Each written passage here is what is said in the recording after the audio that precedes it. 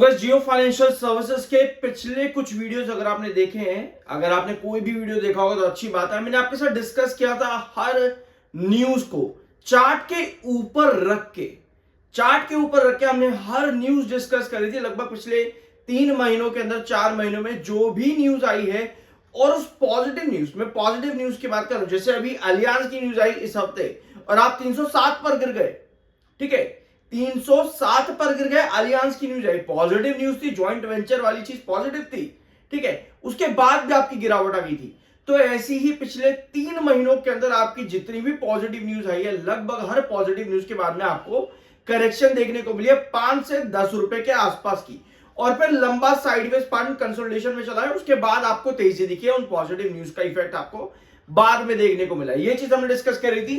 3 महीने का जितना भी चार्ट उठा करके आप देख सकते हो, जितनी भी खबरें आप उठा करके देख सकते हो, सब चीजें हमने डिस्कस करी थी। साथ में Q2 का प्री एनालिसिस भी लिया था कि Q2 में सितंबर का क्वार्टर कंपनी कैसा परफॉर्म करती है और क्या पॉसिबिलिटी आने वाले क्वार्टर के अंदर कंपनी की हो सकती है। उसके लिए हमने ऑलरेडी एक चैनल पर वीडियो ले लिया है, जरूर उसको चेकआउट कर लेना। तो अब बढ़ते हैं आपकी एक और न्यूज पर। तो भैया, जियो फाइनेंशियल सर्विसेज के चेयरमैन केवी कामत ने यहां पर क्या बोला है, इन्होंने यहां पर एक वार्निंग दी है। इनका कहना है कि कंपनी का जो ओवर लेवरेज चल रहा है रिटेल क्रेडिट पर, ओवर लेवरेज जो कंपनी का चल रहा है जियो फाइनेंशियल सर्विसेज लिमिटेड का ऑन रिटेल क्रेडिट, ये कहीं ना कहीं एक बड़ा कंसर्न बन सकता है, और राइजिंग डिफॉल्ट भी कंपनी का ये बन सकता है आने वाले टाइम के अंदर। ठीक है, अब आप कहोगे भैया ये चेयरमैन है, फिर भी ऐसा नेगेटिव स्टेटमेंट वार्निंग देने के साथ में ऐसा क्यों? Over leverage in retail loans is a concern. अभी आपको पता है जियो फाइनेंशियल सर्विसेज डिफरेंट सेगमेंट्स में अपना बिजनेस डाइवर्सिफाई कर रहा है, एस्टैब्लिश कर रहा है, पर वहां पर ग्रोथ भी चाहिए। तो ये 3 पॉइंट बहुत जरूरी होते हैं किसी भी कंपनी में ग्रोथ के लिए। सब्सक्राइब कर दिया करो अगर चैनल अच्छा लगता हो तो, और वीडियो को लाइक भी कर दिया करो ताकि ज्यादातर लोगों तक ये वीडियो पहुंचे। ठीक है, तो यहां पे इनका ये जो वार्निंग का स्टेटमेंट है, इसके पीछे के रीजन भी थोड़े से यहां पर एक बार समझ लेते हैं। तो ये 2 पैराग्राफ आप यहां पर चाहो तो रीड कर सकते हो। एक बार मैं चेक कर लेता हूं, यही 2 पैराग्राफ चाहिए था मैं या फिर कुछ और भी। Companies are extending loans to those with a credit score at 550। हाँ, कंपनी का जो लेंडिंग डे है ना वो इंक्रीज हो रहा है, बेसिकली ये वाला पैराग्राफ जरूरी है। So basically you can understand the extent of overloading that is there. Overloading मतलब कि किसी भी कंपनी को अपना डाइवर्सिफिकेशन करना है, फिर वहां पर ग्रोथ लेकर के आनी है। तो कोई भी कंपनी हाथ में पैसे लेकर के नहीं बैठती। मान लेते हैं अगर आज की डेट में मुझे कोई बिजनेस खड़ा करना है, कोई करोड़ों का बिजनेस, मान लेते हैं कोई ऐसा बिजनेस जिसमें 1 करोड़ का इन्वेस्टमेंट लगेगा या इंफ्रास्ट्रक्चर लगेगा 1 करोड़ का, तो मेरे हाथ में 1 करोड़ नहीं है, तो मैं क्या करूंगा, लोन लूंगा मार्केट से, बैंक से या मार्केट से कहीं से भी मैं लोन लूंगा, फिर वो जाकर के बिजनेस खड़ा करूंगा।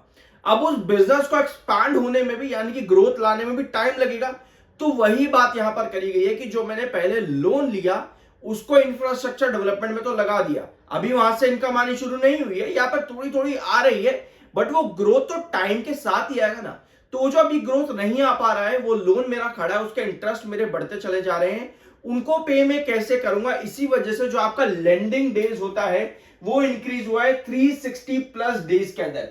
इन personal loans 360 plus day dues continue to rise. जो आपका 2023 में डेज थे वो आपके इंक्रीज हुए हैं 2025 के अंदर। ठीक है, 4.6% का जून के डाटा के अकॉर्डिंग। तो ये कंसर्न यहां पर दिखाया है कंपनी के जेएफएसएल के चेयरमैन ने। तो ये है आपकी खबर। बाकी देखो यार, इस तरह की चीजें आपको लगेगा कि यार कि क्यों नेगेटिविटी फैला रहा है, ये तो 5,000 हो जाएगा, ये 2,000 हो जाएगा। इस तरह के कमेंट्स मेरे पास बहुत आते हैं, बहुत आते हैं। और ये कमेंट कोई आज के नहीं है, 2024 में भी लोग यही कमेंट थे कि भैया दिवाली तक, 2024 की दिवाली तक 2,000 हो जाएगा। इस तरह से चीजें बनाने से ना सिर्फ तसल्ली मिलती है दिमाग को और खुशी मिलती है। बेटर ये है कि अच्छी तरह से एनालिसिस करो, रिसर्च करो, क्योंकि अगर आप यहां पर आओगे ना, इसका पी देखो कितना है, अभी जियो फाइनेंशियल सर्विसेज का पी देखो कितना है, 123 का पी है, अभी 123 का है। लेकिन जब आप 328 के रेजिस्टेंस पर आए थे ना, तब ये पी 123 के भी ऊपर था। यानी एक चीज समझने वाले, कंपनी ने पहला डिविडेंड दिया, पी उस पर भी डिपेंड करता है कंपनी कितना डिविडेंड दे रही है, कंपनी कितना रिटर्न दे रही है, कंपनी कितना प्रॉफिट जनरेट कर पा रही है आने वाले क्वार्टर्स में, उसके अकॉर्डिंग पी आपका सेटल डाउन होता है, यहां पर राइज होता है।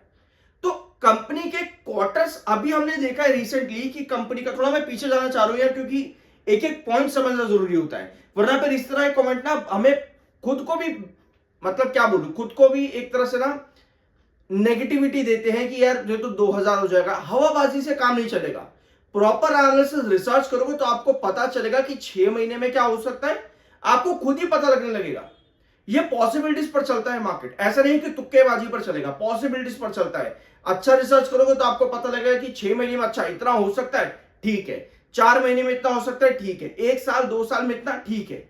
अभी रिसेंटली कंपनी ने जून का क्वार्टर दिया, वहां पर बहुत अच्छे नंबर थे, तो वो इफेक्ट आपका पी पर भी दिखेगा, पी लो जाएगा। अगर सितंबर क्वार्टर और आने वाले क्वार्टर कंपनी अच्छा परफॉर्मेंस करती चली जाती है, क्योंकि जून क्वार्टर सबसे वीक आता है, पता है ना आपको, प्री एनालिसिस में हम डिस्कस करते थे, लेकिन कंपनी ने ग्रोथ अच्छा दिखाया, तो ये ग्रोथ आगे क्वार्टर में भी दिखेगा, तो अच्छी बात है। पी आपको ग्रोथ भी कम देखने को मिलेगी पी की। मतलब मान लेते हैं शेयर आपका 50-60 बढ़ता है, तो पी आपका इतना जल्दी राइज नहीं करेगा। समझ रहे हो, ये छोटे बहुत इंपॉर्टेंट पॉइंट्स होते हैं, इसको ना क्या बात है असल में ना हम समझना ही नहीं चाहते। हमारे दिमाग में ना एक ख्याली पुलाव बने पड़े होते हैं कि भैया ये तो इतना बड़ा चले जाएगा, उतना बड़ा चले जाएगा। भैया मार्केट में ऐसी बहुत कंपनीज बैठी हैं जो 10-10, 20-20 साल तक एक रेंज पर चल रही होती है, जबकि उनका बिजनेस भी अच्छा होता है, लेकिन क्यों चल रही होती है? क्योंकि मार्केट में लोन इतना उठा रखा होता है, उनको पे टाइम पर कर नहीं पाते। तो बहुत चीजें होती हैं, किसी भी एस्पेक्ट पर आप एक एस्पेक्ट पर आप ये नहीं कह सकते कि भैया बहुत बढ़िया मैं सब चीज समझ लूंगी। अगस्त 2025 म्यूचुअल फंड का क्या डाटा है? तो भैया Kotak, ICICI Prudential, HDFC arbitrage, Sundaram, इन ये कुछ नाम देखने को मिल रहा है और क्वांटिटीज ऐड की गई है बेसिकली सभी पुराने म्यूचुअल फंड की तरफ से। जैसे 16% क्वांटिटी कितनी है? 33,62,000। नाम क्या है? Kotak arbitrage fund. ऐसे ही आपको ये सभी लिस्ट देखने को मिल जाएगी। 972% की होल्डिंग इंक्रीज करी है बजाज फिनसर्व ने, लेकिन क्वांटिटी थोड़ी कम है, 2,51,000 के आसपास। ओवरऑल क्या किया है म्यूचुअल फंड्स ने अगस्त 2025 में? तो ओवरऑल आपकी क्वांटिटीज कुछ इतनी इंक्रीज हुई है यहाँ पे, 2,24,967, ठीक है, 2,24,967 क्वांटिटीज इंक्रीज हुई है म्यूचुअल फंड्स की आपके अगस्त 2025 के अंदर। अपार्ट फ्रॉम दिस, अभी हमारी जो कंडीशन यहां पर चल रही है वो लो वॉल्यूम और हाई डिलीवरी पर है। अगर यही सिचुएशन यहां पर रहती तो आपको पता होगा कि 40.1 का एमएफआई है, 43.4 का आरसीआई टेक्निकल न्यूट्रल है, तो आपको यह पता होगा डेफिनेटली, अगर आप इस चैनल पर रेगुलर हो, कि एक लंबा समय 2 बार 3 बार आप 305 310 के सपोर्ट रेंज पर गुजार चुके हो। 2-3 बार आए हो आप यहां पर, और दोनों तीनों बार आपका 328 332 जो कि आपके फ्रीक्वेंट रेजिस्टेंस है, वहां से आप वापस इसी लेवल पर आए हो, एक बार यहां पे और एक बार फिर से। तो इस चैनल पर क्या चीजें सही चल रही है? कमेंट बॉक्स में यस यहां पर नो जरूर लिखना, ठीक है, और सब्सक्राइब करके जाना अगर अच्छा लगे तो हम एक बार फिर से इसी जोन के अंदर है, 310 305 में। क्या चल क्या रहा है यहाँ पे? डेली टाइम फ्रेम का चार्ट है, आपको नजर आ रहा है कि 310 के ऊपर ही बने रहने की कोशिश है। सेलिंग इतनी नहीं आ रही है, कोशिश यही है कि इसी लेवल के ऊपर बना रहे। लेकिन जो आपका बॉलिंजर बैंड है, ये आप येलो क्रॉसओवर देख रहे हो और ये आप ब्लू क्रॉसओवर देख रहे हो, ये दोनों की दोनों एक दूसरे से भी काफी दूर है। यानी कि एक जो डिस्टेंस होता है ना, कि अगर आपको येलो क्रॉसओवर पे जाना है जो कि 316 पे है, तो आपको सीधा 5 रुपए से ज्यादा की रिकवरी दिखानी पड़ेगी। और जियो फाइनेंशियल सर्विसेज के अंदर बहुत स्लो रिकवरी दिखती है, ग्रोथ काफी स्लो दिखता है, बट जब चढ़ना शुरू करे तब आपको एक फैक्टर बहुत क्लियर कट नजर आएगा कि ये दोनों बैंड जो आपके ना, ये येलो क्रॉसओवर ब्लू क्रॉसओवर, ये एक दूसरे के जब काफी करीब आता है, मतलब कि जब आपका बैंड जो है बहुत पतला रह जाता है, थिन रह जाता है, तब आपको बड़ी तेजी देखने को मिलती है और एक बड़ा मोमेंटम देखने को मिलता है जियो फाइनेंशियल सर्विसेज में।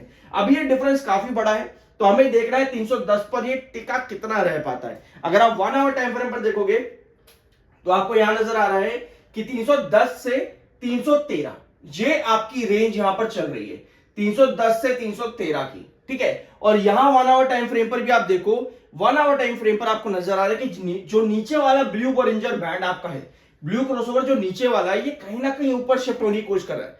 तो अगर आपका बॉलिंजर बैंड 310 की रेंज के पास आ जाता है तो भी पॉसिबिलिटी है कि आप 310 के ही अंदर हो, ये आपको यहां से रिकवरी दिखा पाए। तो 310 305 ये दो बहुत इंपॉर्टेंट सपोर्ट है। अगर यहां से रिकवरी बनती है तो पहला रेजिस्टेंस 320 पे आता है, नेक्स्ट आता है आपका 328 पे, 332। ये कुछ रेजिस्टेंस है जो इसके रेगुलर बने हुए हैं पिछले 3 से 4 महीनों से। अगर आप इस चैनल पर रेगुलर हो तो आपको पता होगा। बाकी बायर सेल की कोई रिकमेंडेशन नहीं है, वो आपकी अपनी मर्जी और अपना ओपिनियन होना चाहिए। आई होप कि वीडियो आपको पसंद आया होगा। मिलते हैं अगले वीडियो में।